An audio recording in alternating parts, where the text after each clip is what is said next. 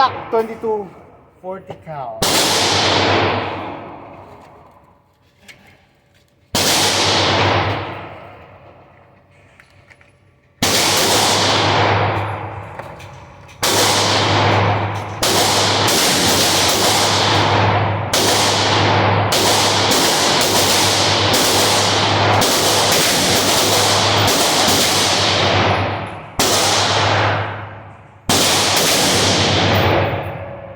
Okay, ready.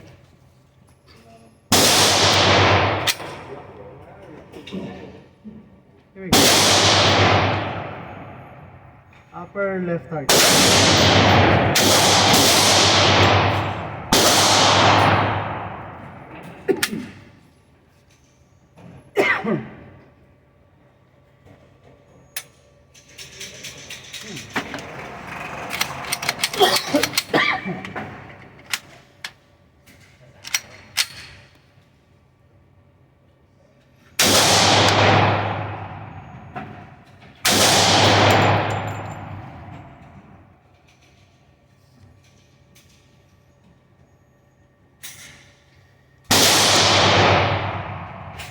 It's not going all the way.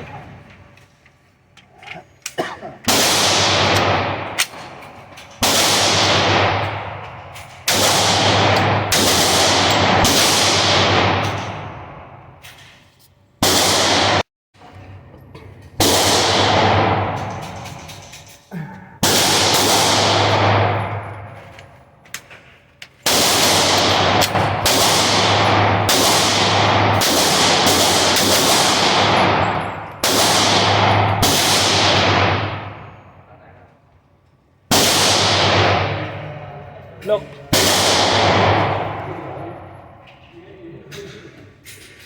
It's not pushing it up.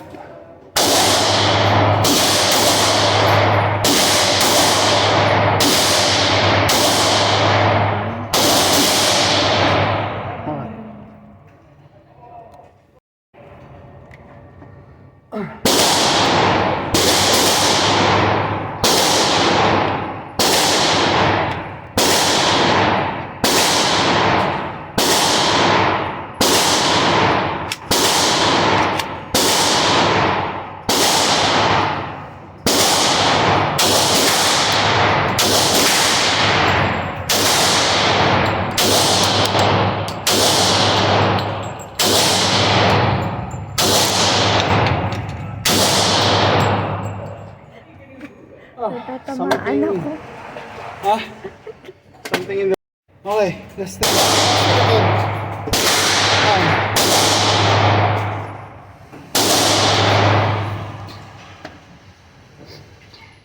I have 6 rounds.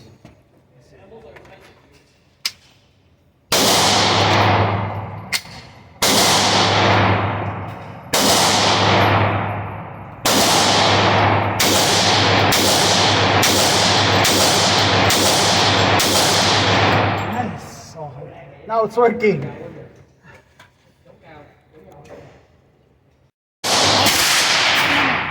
What? Oh, it's ready to fire. Ready na. Yeah, that's... I see it, yeah. No. Lean forward.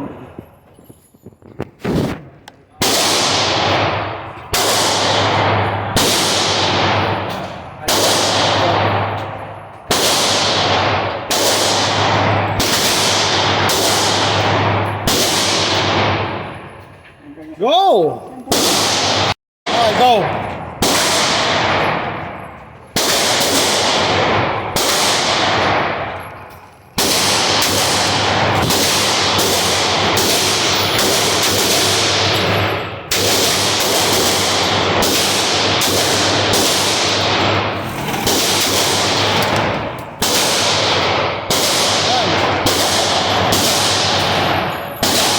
Hello guys, so range report tayo. Tataka ko bakit nagja-jam yung Glock 22 ko pagka nandito sa loob ng Ronnie kit.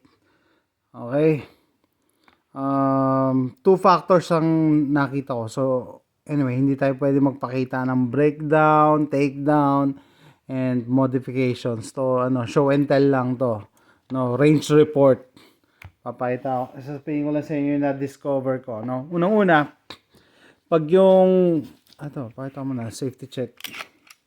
Safety check tayo. Ayan. Okay. So, unang-una, pagka in-insert mo yung Glock 22 mo or Glock 17 dito sa Ronnie kit na to, sa model na to, at pag hindi ka nag-engage ng maayos dito sa oversized, ano tawag dito, slide release, magkakaproblema ka, magja-jam ka. Ano ibig sabihin?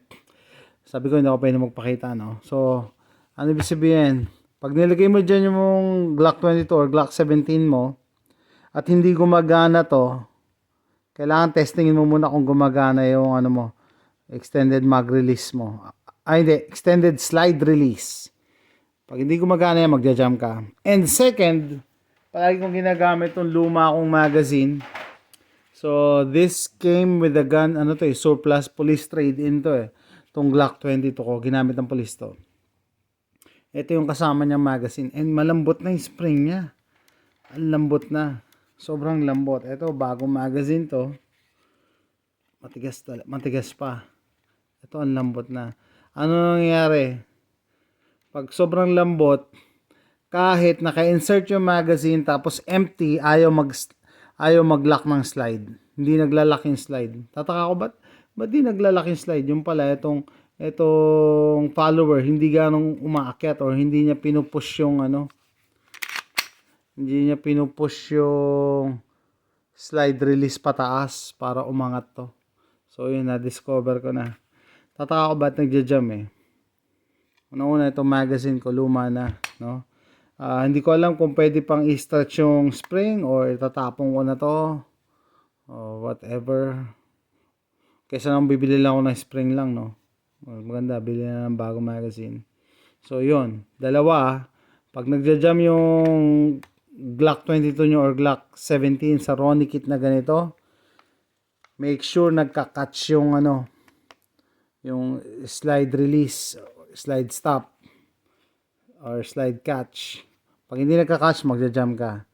And then, syempre, pag gumamit ka ng lumang magazine na mahina na yung spring, magja-jam ka pa rin. So, that's it. Hopefully, makatulong sa inyo. And, as always, comment down below. Please click like and subscribe. And thanks for watching.